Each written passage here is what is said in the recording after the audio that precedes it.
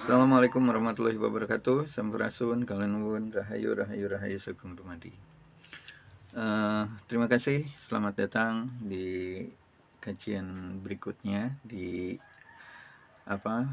halaman Nusantara Wangi. Kajian kali ini kita akan melanjutkan kajian yang sebelumnya. Ini bagian kedua ya dari kajian Siksa Kandang Keresian. Jadi sebuah kitab kuno ya, atau kitab Sunda lah, naskah Sunda yang cukup lama juga, dan ini jarang yang membahas sebenarnya. Ada beberapa teman yang meminta membahas tentang Siksa Kandang Keresian sebenarnya. Sudah lama, cuman saya belum bisa membahas ini karena dulu saya sempat membahas tentang Uga Wangsit Siliwangi gitu ya, cuman di dalam bentuk untuk YouTube gitu. Tapi kalau untuk kajian di Facebook ini saya belum pernah. Jadi kalau teman-teman yang kajiannya dulu ngikutin di YouTube, bisa berganti saat ini kita kajiannya di halaman Nusantara Wangi ini gitu ya. Oke, kita akan melanjutkan dulu. Kita akan bedahnya satu persatu aja ini, karena ini kitab tua, jadi saya belum berani untuk merambah lebih jauh gitu ya, karena ini berisi petuah-petuah ajaran. Saya hanya ingin membaca dari luarnya saja gitu ya. Jadi kita akan ini berbicara tentang kitab tentang kesejahteraan itu ya. Nah, di sini ada pembukanya seperti ini. Ini dalam kurung jalan untuk kita menyejahterakan dunia kehidupan. Bersih jalan, subur tanaman, cukup sandang, bersih halaman belakang, bersih halaman rumah, bersih bila berhasil rumah terisi, lumbung terisi, kandang ayam terisi, ladang terurus, sadapan terpelihara, lama hidup selalu sehat, sumbernya terletak pada manusia sedunia, seluruh penopang kehidupan, rumput, pohon-pohonan, rambat, semak, hijau, subur, tumbuhnya segala macam buah-buahan, banyak hujan, pepohonan tinggi karena subur tumbuhannya, subur tumbuhnya, memberikan kehidupan kepada orang banyak, yaitu Sang Hyang Sarana kesejahteraan dalam kehidupan namanya. Di sini di dalam kitab Siksa Kandang Keresian udah jelas berbicara tentang kalau saya baca ya, kita mencoba mulai mengkajinya. Ini berbicara tentang ilmu kosmologi, berbicara tentang ilmu alamiah gitu ya, berbicara tentang alam gitu. Bagaimana manusia bisa selaras dulu dengan alam gitu, memahami tentang kesuburan alam ini sendiri ya. Di sini bagaimana ketika kita bisa menciptakan sebuah kehidupan selaras dengan alam, maka alam akan memberikan tentang apa yang dibutuhkan oleh manusia gitu ya. Makanya di sini sumbernya selalu sehat ya, untuk lama hidup ini sendiri di dalam wejangannya, petuahnya, untuk lama hidup adalah selalu sehat, sumbernya terletak pada manusia sedunia. Kenapa manusia sedunia? Sudah jelas, karena berbicara tentang polusi gitu ya, berbicara bumi saat ini gitu ya, di belahan dunia lain itu kenapa banyak bencana yang ekstrim kayak apa, karena pemahaman seperti ini itu nggak ada gitu, bahwa keselarasan manusia itu terletak hidup bersama gitu, sedunia gitu. Manusia yang sedunia harus memikirkan bagaimana ekosistemnya berjalan gitu ya, berbicara tentang kesadaran semestanya harus selaras. Ini nggak ada pemahaman ke sana. Makanya di dalam kitab Leluhur Nusantara atau Sunda ini dijelaskan terletaknya pada manusia sedunia gitu. Kalau mau tentang kehidupan ini berjalan sewajarnya atau selaras, maka harus memiliki kesadaran ini gitu, untuk menciptakan bagaimana subur gitu ya, pepohonan. Tapi kan hutan-hutan kita ditebang atau apa kayak gitu, ini kan berbeda gitu dengan ajaran leluhur kita gitu ya. Sedangkan ketika sungai mau apapun di sini, hijau, subur tumbuhnya segala macam buah-buahan, banyaknya hujan, pepohonan tinggi karena subur tumbuhnya memberikan kehidupan kepada orang banyak. Nah, makanya di sini ketika kita sebenarnya ketika hidup di alam semesta ini gitu, alam udah memberikan kesuburannya, maka dunia ini atau satu bangsa ini akan hidup sejahtera sebenarnya hanya dengan alam saja gitu, karena sudah dicukupi gitu.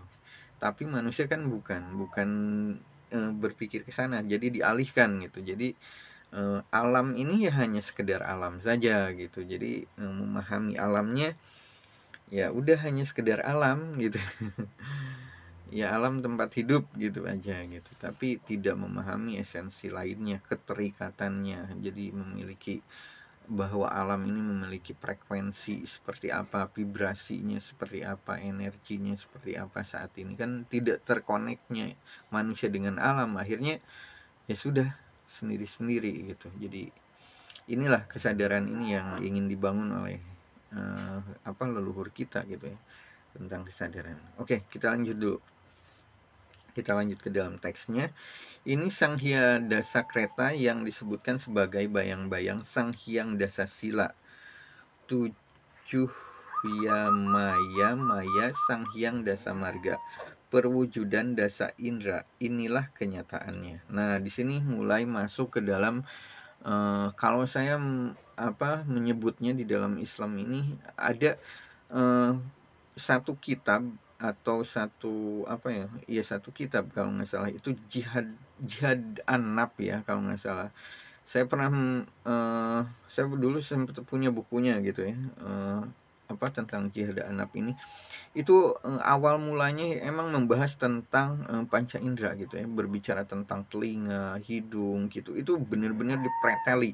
Nah, leluhur Nusantara atau leluhur Sunda ini udah membahas ratusan tahun yang lalu gitu, berbicara tentang ini. Makanya saya sampai waduh, ini kesengsem saya langsung dengan kitab ini, karena ketika saya mempelajari Islam ya ada banyak gitu, jadi ketemu. Oke, kita langsung ke dalam teksnya dulu ya. Di dalam teksnya seperti ini. Langsung ke dalam telinga. Di sini, telinga jangan mendengarkan yang tidak layak didengar karena menjadi pintu bencana, penyebab kita mendapat celaka di dasar kenistaan neraka. Namun kalau telinga terpelihara, kita akan mendapat keutamaan dalam pendengaran. Nah, ini pentingnya menjaga pendengaran gitu ya. Jadi selama ini di sini kita akan meluaskan ya arti kata mendengar gitu ya. Mendengar ini dalam artian ketika berbicara tentang berita gitu kan, zaman sekarang ini wejangannya zaman dulu gitu ya. Tapi zaman sekarang untuk telinga ini harus ada satu pemahaman lagi lebih luas untuk memahami, jangan sampai kita mendengarkan yang asal yang kita dengar gitu ya. Telinga jangan mendengarkan yang tidak layak didengar. Nah, berarti ada yang layak, ada yang tidak layak. Nah, ini kan berarti harus disterilkan nih, harus difilter gitu ibaratnya pendengaran kita. Ini baru pendengaran saja gitu kan. Jadi di dalam media sosial mungkin atau dalam berita-berita atau apapun, ketika mendengar sesuatu kita harus memfilter. Itu satu poin yang ketika berbicara tentang petuah dari siksa kandang keresian ini.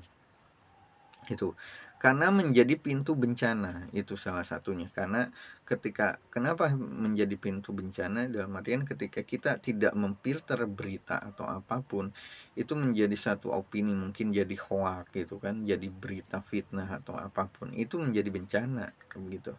Penyebab kita mendapat celaka di dasar kenistaan neraka. Nah, di sana menjelaskan tentang kenistaan, bahwa emang benar di dalam ayat pun kan, di dalam ajaran Islam sendiri gitu ya, manusia itu bisa mulia tapi bisa lebih hina daripada binatang gitu. Nah, ini penyebab kita mendapat celaka di dasar kenistaan neraka. Itu bahasa leluhur itu menjelaskan bahwa manusia ini bisa nista gitu. Ini sama gitu dengan bukan saya menyamakan gitu ya dengan Al-Quran, cuman secara esensi ini ada satu kemanunggalan kesadaran berbicara tentang nilai gitu ya, nilai yang universal ini, karena Sunda ini kan sebuah pemahaman yang universal gitu ya, terlepas dari apapun keyakinannya, agamanya apa, mau Hindu, Buddha, Islam, Kristen atau apapun. Sunda itu tidak membahas hal itu gitu, karena Sunda adalah berbicara tentang kesadaran universal. Bagi saya pribadi seperti itu. Makanya hal-hal seperti ini itu ada gitu ya, leluhur kita udah membahas sampai seperti ini. Oke, kita lanjut dulu. Namun kalau telinga terpelihara, kita akan mendapat keutamaan dalam pendengaran. Nah ini, saya sendiri berbicara tentang keutamaan pendengaran ini sendiri.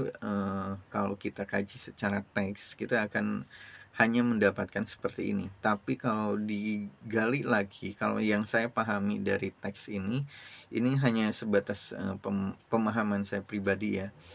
Kita akan mendapatkan keutamaan dalam pendengaran ini adalah persinis skalanya gitu. Jadi ada sesuatu lah ibaratnya, ketika kita bisa menjaga pendengaran ini, kita akan mendapatkan sesuatu keistimewaan di dalam pendengaran. Kita akan mungkin ya, ini di dalam kajian Niskala ini ada satu ibaratnya kalau kita channeling ini, kita diberikan satu info nih gitu. Hey, info ini hari ini atau besok atau kapan gitu. Ini dikasih di pendengaran gitu. Kita akan lebih peka gitu ya. Itu mungkin kita akan mendapatkan keutamaan dalam pendengaran. Oke, itu dari telinga. Kita langsung dari telinga langsung ke mata. Nah, mata jangan sembarang melihat yang tidak layak dipandang, karena menjadi pintu bencana, penyebab kita mendapat celaka di dasar kenistaan neraka. Namun bila mata terpelihara, kita akan mendapat keutamaan dalam penglihatan. Ini hampir sama, kata-katanya hampir sama dengan yang telinga. Kenapa hampir sama? Kalau saya pribadi gitu ya, ini satu pola pendidikan atau sebuah metode ajaran leluhur ketika berbicara tentang wujud fisik gitu ya, berbicara mata, telinga, hidung dan lain-lain ini di dalam disiplin ilmu. Makanya di dalam Sunda kan ada patokannya itu harus ada 3 gitu, ada di 3 ini, ucap, tekad, lampah gitu. Ucap, tekad, lampah sendiri ini sebenarnya, ucap ini sendiri ketika berbicara wujudiahnya ini sebagai ucapan kehidupan kita, bahwa kita ini hidup, kita bisa berucap gitu ya. Ucap, tekad ini sendiri di dalam jiwa, spirit gitu ya, atau niat atau apapun. Lampah ini kebergunaan atau kebermanfaat atau laku guna gitu kan.